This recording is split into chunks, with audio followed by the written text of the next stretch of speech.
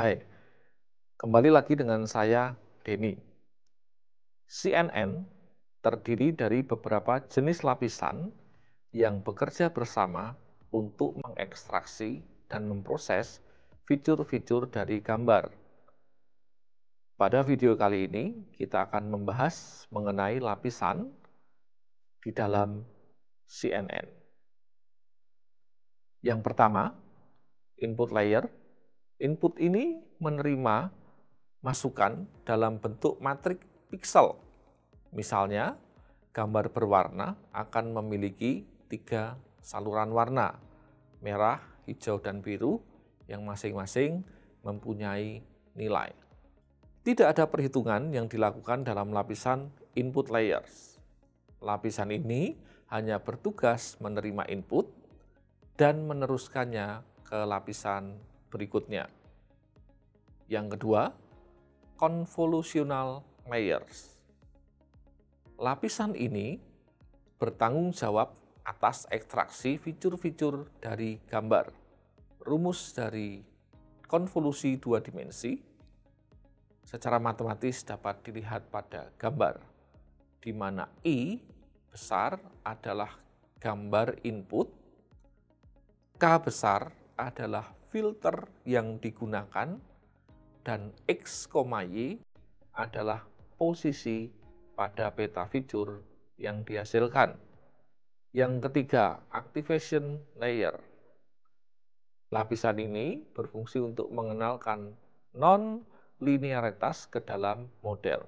Secara umum, fungsi aktivasi yang sering digunakan adalah rectified linear unit yang secara matematis dapat dilihat pada gambar. Yang keempat, lapisan penyaringan atau pooling layers.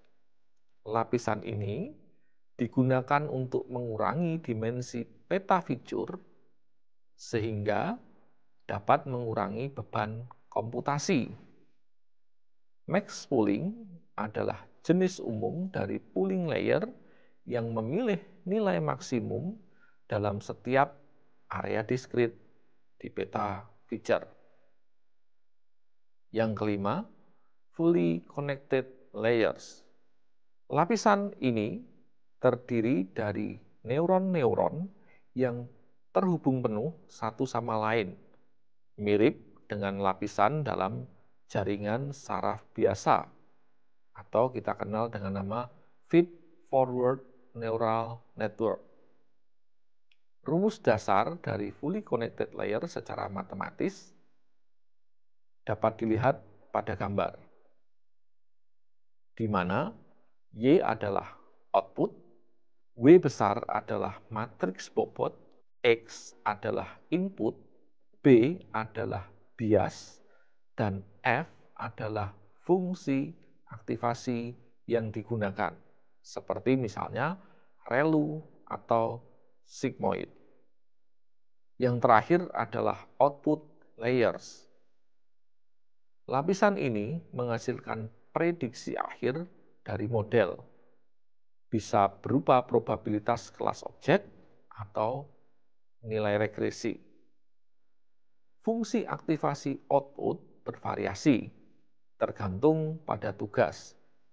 Misalnya seperti softmax yang digunakan untuk klasifikasi untuk banyak kelas, atau fungsi identitas untuk regresi